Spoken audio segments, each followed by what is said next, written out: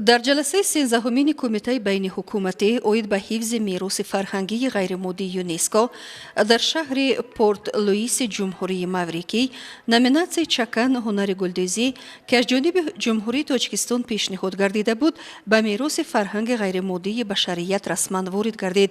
аъзоёни комилҳуқуқи созмон ба ҷонибдории Чакан ҳамчун ҳунари гулдӯзӣ якдилона овоз доданд, зеро намуди зоҳирии Чакан, ки аз ҳунари волои бонуи тоҷик шаҳодат медиҳад, иштирокдоронро ба ваҷд оварда буд.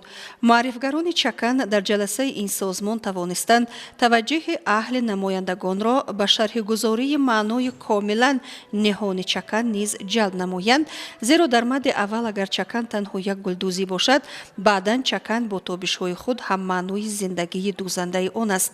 гулҳои Чакан бо рангорангӣ аз рӯшанзамирӣ, аз ҳаётдӯстӣ, аз таровати зиндагӣ далолат дорад.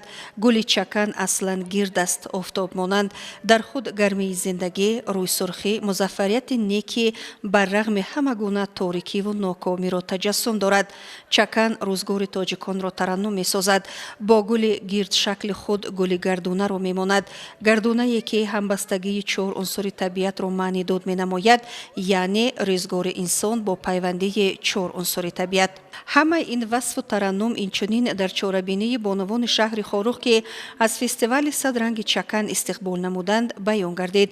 чорабинӣ дар саҳни муассисаи давлатии чойхонаи миллӣ баргузор шуда, дар ин ҷо гешаҳои алоҳида баҳри маърифии ин ҳунари волои аҷдодон ташкил гардида, бо васфи арзиши Чакан ба бонуи тоҷик ба ҳунари волои модарон момокалонҳо арҷгузорӣ карда шуд.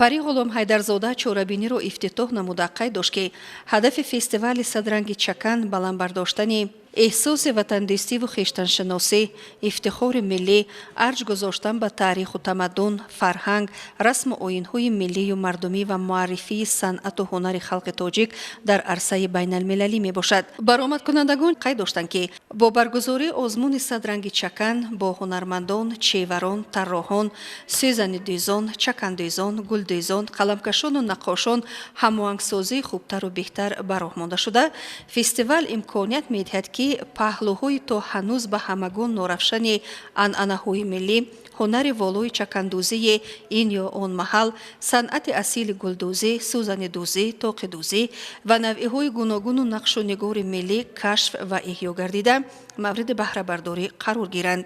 дар ин чорабинӣ имрӯз ҷавондухтарон бо намоиши либосҳои маҳаллӣ иштирок намуданд.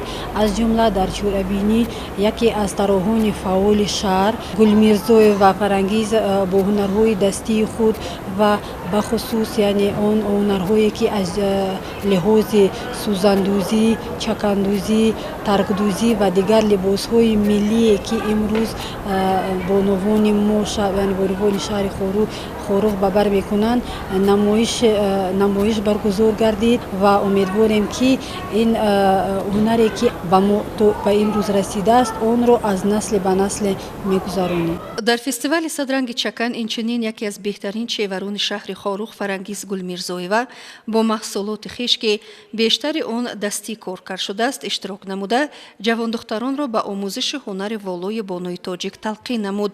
қисмати дигари чорабинӣ аз намоиши либоси миллӣ иборат буда, ҷавондухтарон либосҳои шинаму зебо бо нақшу нигори миллӣ ба бар кардаро манзур намуданд. дар намоиши ин либосҳои миллӣ тахайюлоти иҷодии тарроҳон таҷассум ёфта, дар баробари пешниҳоди Чакан куртаҳое аз атласу адрас ва дигар матоъҳои ҷолиб дихташуда пешкаш карда шуданд.